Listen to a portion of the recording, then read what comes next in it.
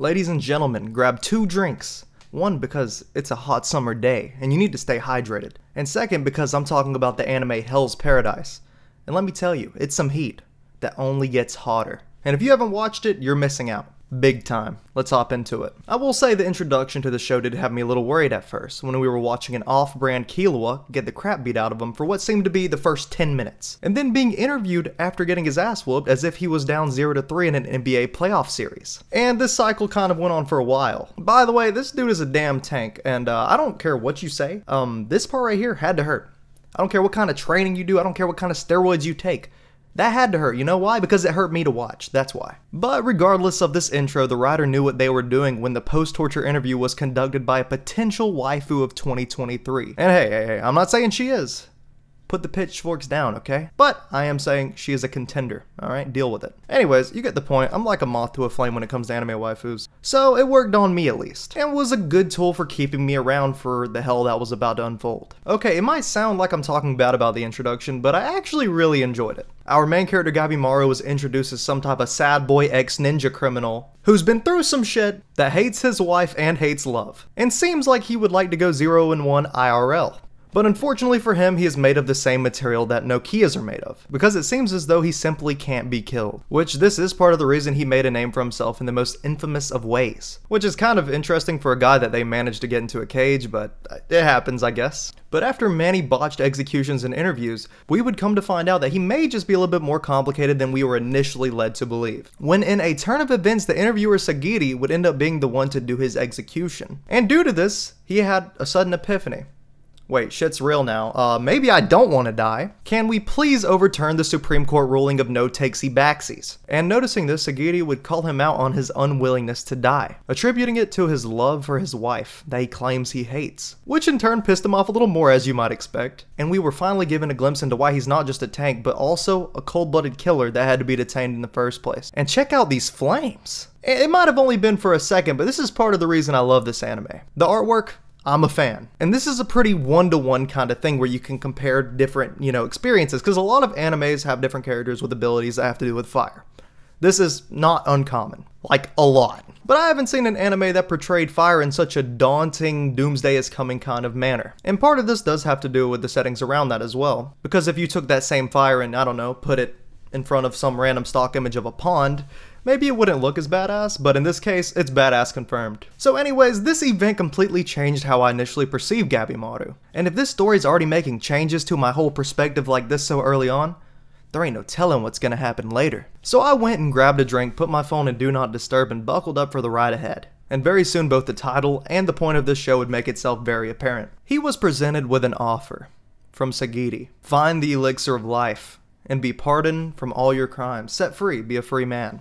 Or stay in prison and die. And with just a little bit of gaslighting from Sagiri about his wife, he was down. Of course, there would be a catch. He wasn't the only criminal given this same opportunity. All the criminals will be blindfolded and taken to a briefing about this journey they were about to embark on. And in this briefing, they were showed a man who returned from the island that they would have to go to get this so-called elixir of life. And what the fuck? And some of the prisoners actually had the exact same initial opinion of that garden person thing that I had, and basically said, nah, I'm out. But did you think it was gonna be that easy? No, no, no. And I'm just gonna say this now, whenever they had all the prisoners lined up with their little blindfolds on, I knew where this was going. Or at least I had a pretty good idea. And well, I was right. Cue the music.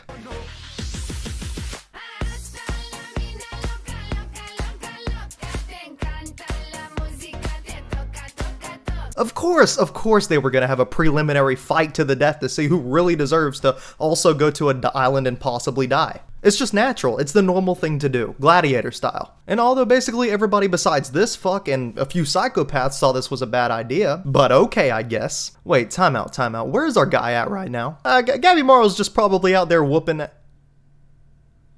Hold up! All of a sudden he's a pacifist who doesn't think you should needlessly kill? I thought it was Gabimaru the Hollow, not Gabimaru the Enlightened. But of course, God forbid there's a half-decent prisoner who doesn't believe in senseless killing. We can't have that now, can we? No. And so in turn, his mightiness would basically put a bounty on Gabimaru's head saying whoever can kill this guy goes to the island. Guaranteed. Which sounds like a shitty bargain to me, but for some reason everybody was about it, for the most part. Now, in moments like these, something interesting was happening.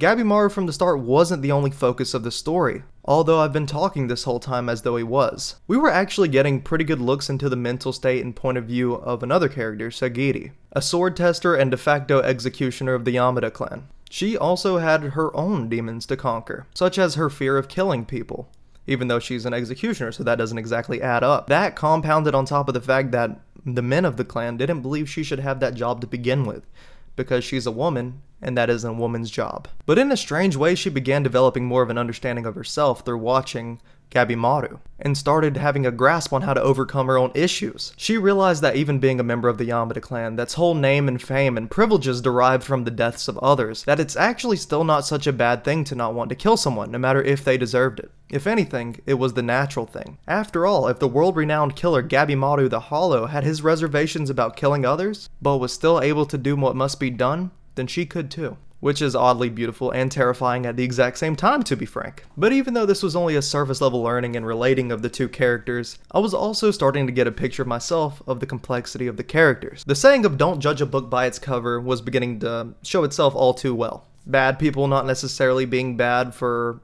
evil reasons, and good people not necessarily being good in kind. And these relationships and feelings they hold aren't static either. They can change from time to time, which is to be expected, but still, good job. But wait, you guys need to hold on because we're about to get into the part. The part of an anime where being left in awe by a character or even brought to tears is upon us. And at times, all possible at the same time. Ladies and gentlemen, welcome to Hell's Paradise. The prisoners selected were brought by boat to the island and were all given one accompanying guard, where whoever brought back the elixir would be pardoned of their crimes. So obviously whatever it was that turned homeboy over here into a zombie flower is about to be a problem, but to an equal extent the other prisoners were about to be as well. After all, there can only be one pardoning. And boy, did they get in some pickles. Wait, are those freaking titans? But somehow more scary? How is this even possible? Okay, before we talk about that, this might have been one of the most aesthetically pleasing yet creepy settings I've seen. On the one hand, it's almost like a beautiful Skittles commercial generated by an AI, while on the other hand, it gives me vibes of a person who smiles just a little too much or a little too incongruent. You know what people I'm talking about, to a point that it's creepy. You know what I'm talking about. The creepy smiling people. Downright unsettling. But with that being said, I guess that is why you would call it Hell's Paradise. Definitely fitting. So moving back to the story, our character's first encounter / fight was really just more Gabimaru flexing on all of us. Gabimaru might have been going against a guy with an assload of weapons, but let me tell you something. The weapons weren't the threat. Gabimaru was. A matter of fact, it was such a butt whooping that they had to cut to a commercial break, so we wouldn't even have to watch. Like, damn. Though the first encounter was honestly kind of pointless and more just giving us an idea of the fact that Gabimaru is that guy, what was important was really what happened after that. It was a betrayal out of left field that I didn't see coming in the slightest. And I was genuinely pissed about it too, actually. Gabimaru turned on Sagiri, saying that she would only be on the way. Now, don't get me wrong, they weren't exactly besties or on the same team at this point, but I was certain that they had kind of submitted themselves to working alongside each other, or at least near each other, in spite of their differences. I was wrong, but imagine how much more surprised I was with what followed during that event, when he couldn't bring himself to do it. He couldn't finish her off. Because by this point, even though I was a little caught off guard by what seemed to be a pointless betrayal, I had kinda conceded myself to the fact that, you know what, Gabimaru is not a bad guy, but at the end of the day, if he feels a certain way about his goal and getting to that goal, nothing will stop him to do that. You know, emotionless Gabimaru turns on. But then he stopped. Images of his wife began flooding his mind, and it wasn't the reason that he would keep going, instead it was the reason that he couldn't bring himself to do it. What I assumed would be his reason for pushing forward brought him to a standstill. And wildly enough, Sagiri actually recognized the conflict that was happening in this man's heart, and almost forgave him for it on the spot. Me personally, I wouldn't do that, but respect, which even weirder enough, she would say things that was similar to what his wife would say back home in the middle of this little scuttle, which didn't exactly make it any easier for him. But wow, that was emotional right there. And really set the stage for some complicated version of a duo with a trusting relationship moving forward. With that being said, if there was one thing that I absolutely loved about this show and I'd like to go ahead and tell you about, it would be its ability to make me want to root for almost any character that came across my screen. Well, except the man baby. Not him. Anytime he was on my screen, I genuinely wanted to punch the screen. I couldn't help myself, he was the one exception. But still, apart from him, it seemed like I couldn't bring myself not to like most of the characters, which is rare for a story that changes perspective of characters to the ones outside of the main one or two. I mean, think about this, these two characters right here never even met Gabimaru or Sagiri, but were still integral parts of the watching experience that I enjoyed genuinely just as much, if not at times, a little better. In other situations, when I find myself watching, let's say, a different anime, you can think of one if you want to, a different one that this might apply to, but whenever it switches off the main, like I said before, one or two characters, you kinda just tap your feet waiting for it to get back to the real show. It's like, yeah, they can do their little character development shenanigans and have some almost irrelevant part to the story that wouldn't have happened anyways, and let's just get back to our scheduled television. But in this case, I didn't feel that way at all. In this case, whenever we were presented a new character in a different part of the island at a given time, outside of the initial, wait, who the fuck is this guy? I would very shortly after be just as locked in. And let me tell you something, although this is good storytelling, and I do like it, it was not good for me at all. It was actually horrible for me. For example, Tenza. And some of you may know where I'm already going with this. When Tenza became the de facto focus of the story here and there, I loved every single bit of his goofy ass being on screen. I genuinely wanted this silly dude to succeed. Even before getting a backstory on him. Drop the backstory, even prior to that. But if you watched, you're more than aware of what I'm gonna say next. He got a one-on-one with one of the sex gods. Yeah, that's right. This is lore accurate. That is a true statement. I don't know how we got here, but yeah, that's right, kind of the bosses slash island gods of this anime are also sex addicts. Sorry, I had to have a brief intermission there, just revisiting the fact that this is even part of the story. I'm sure you can understand. So yeah, after what happened to Tenza, you can see how Hell's Paradise did me no favors in the emotional scarring department. Zero. Not even a discount. But to be fair, I guess that would be one way to get me to actually make a review. Just beat it out of me. But seriously, rest in peace Tenza, and also kudos to his sensei for fulfilling his wishes and getting the hell out of there, saving his newfound friend. It was shitty, but that's really what Tenza wanted, and I respected it. Moving to another little side plot.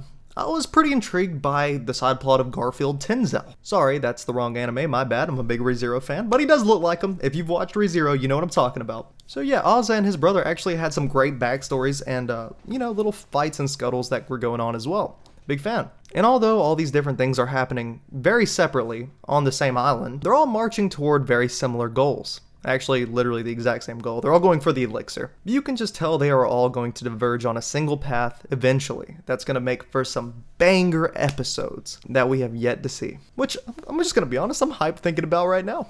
I'm ready. I'm ready for it. So as you may have noticed, I haven't actually talked too much about the fights themselves more than I've talked about the outcome and really just how it affected characters and that kind of thing. But honestly, they were good, okay, alright? I'm not just sliding by it, they were really good, and we can talk about that for a second too. Honestly, it would make me hype. I think anybody who watched them would also get hyped as well, but they weren't dumb either, and you'll know what I mean. They were enough to make any watcher get hyped, but they also weren't outright dumb. Like when the characters had a chance to escape from, you know, death or somebody that they can't go up against, whoop-de-doo, they actually tried to escape. Who would have thought of that? Like, yeah, it is an option to run away from this creepy-ass looking guy or woman. That is an option. Do that. And trust me, I don't mind it that much. But sometimes I get a little tired of the stories that are like, I guess we have no choice but to fight. And then it's like, yeah, I mean, sometimes you're right, but you didn't really think about it that long, and you didn't even try, honestly. Stop lying. Anyways, this anime was good about it. It was something that I was a fan of. Not a big deal to me either way. It's not like I hate the ones that do. A lot of them do.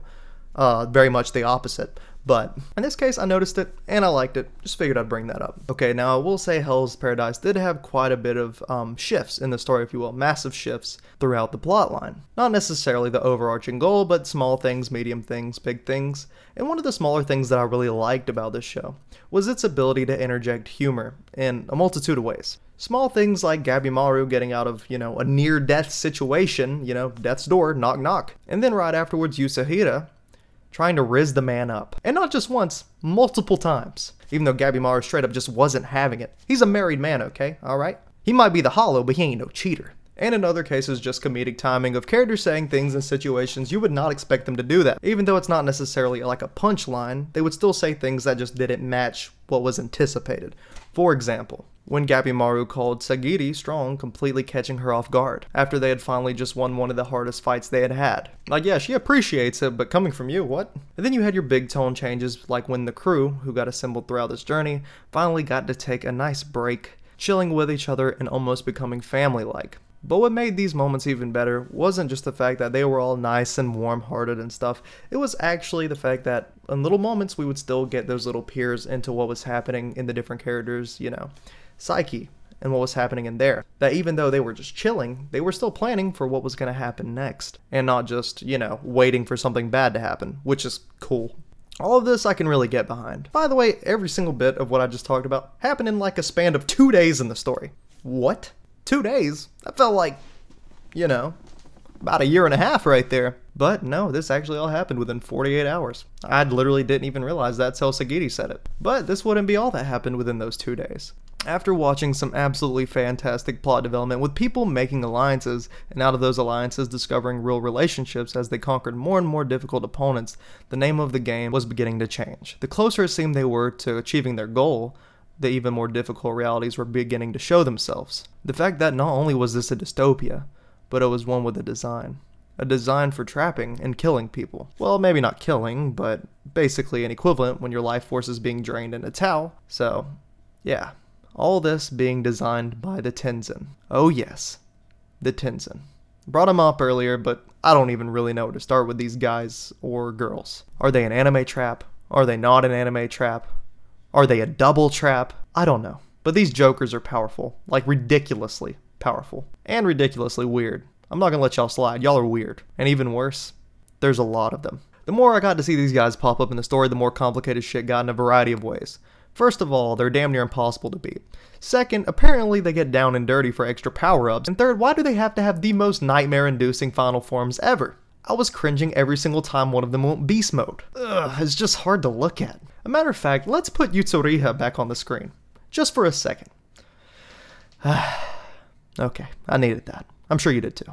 But seriously, the encounters with the Tenzins had me on the edge of my seat. Great battles out here, but one thing I have to really give this show credit in is when it comes to these villains and power that they use called Tau, it isn't just a power for the main character or for the worst of the villains, but it's actually a power for all, instead of just being gatekeep to the, very essential characters. Now don't get me wrong, I know for a fact that this story already set us up when it comes to people who will probably be better with it than others. I mean, that's gonna happen. But it is actually dope that it is something that all the characters were beginning to discover they can manipulate to some degree, whether they knew it or not. And how they all learned or discovered was completely different. And this is outside of the different ninjutsus and, abilities that the characters already had, which were cool enough. Now, unfortunately, for me and for the characters, even though they were beginning to have a grasp of this new power, unfortunately it wasn't enough to protect everyone. And it also doesn't change a lot of the issues that we were discovering toward the end, toward the climax of the season. According to the Tenzin, there is no elixir of life. It doesn't exist. While this could be a lie, I partially doubt it. And I do mean partially. Like, it could be one, but it might not be for use for regular humans. And if those humans did take it, it might not have the effect that you would think. But I especially doubt it because of what Uchiha said about Gabimaru, and that he could have been tricked into believing the village chief was immortal. Earlier in the show, Gabimaru made a statement to Sagiri that there definitely is an elixir of life. And he knows this because his village chief was actually immortal himself, so obviously it had to come from somewhere. But if it's a genjutsu, which does make sense, and she's aware of it, then this could be a big issue. And if this is a lie, then what does it mean for the characters going forward? The way that this story just lets death happen in the way that it does, I'm not looking forward to finding out personally. And then we have the other issue of Gabimaru's wife, who also may or may not be real. The person in his mind that has been keeping him going through thick and thin and keeping him from doing, well, bad guy things may not truly be a real person. Which, based on how he was acting after experiencing some version of memory loss after his fight using the power of Tau, that might very well be the case. I personally think she's real because why would you program one of your shinobi to have somebody in their mind that keeps them from doing what must be done? After all, he didn't kill Sagiri toward the beginning. But why would you do that? Because then that keeps him from being truly emotionless, a killing machine. But of course, I can play devil's advocate to that as well. The counter argument would be that it could be that she's truly not real, and having her installed in his memory gives him a reason to keep going past his limits, something to give him a purpose, and in a way even worse, a reason to no matter what always come back to the village. If he ever escaped or got captured by anyone else, he would have a reason to come back. And I have another reason too, and this isn't exactly canon or anything. As a matter of fact, I'm about to break the fourth wall, so you can take this with a grain of salt. Let's be honest here. It sure seems that Sagiri might have some feelings for Gabimaru, you know, a little crush on him. I mean, I'm not saying it's for sure, but come on, guys. And with that being said, it would make sense for the plot to, you know, not have her in it if you were trying to push two characters together. I don't know. What do you guys think about that? But then again, I guess that wouldn't be a reason to stop it either, because animes are known for having weird love triangles. No matter the show, they all seem to have them to some degree. So I guess that wouldn't be saying much either. I'm not the writer. I don't know, but maybe. You guys let me know what you think. Ladies and gentlemen, this has been my review of Hell's Paradise Season 1. I love it. I'm going to keep loving it. I might read it. I'm definitely going to watch some more. You guys let me know what you think down below. Fire 2023 anime. We'll see where it ends up ranking by the end of the year on the old list, but big fan. It's been Shriz. Make sure to drop a like if you enjoyed. Subscribe to the channel for more. I do have other anime content if you want to check that out. Yeah, leave your thoughts down below. Love talking to you guys. See you in another video.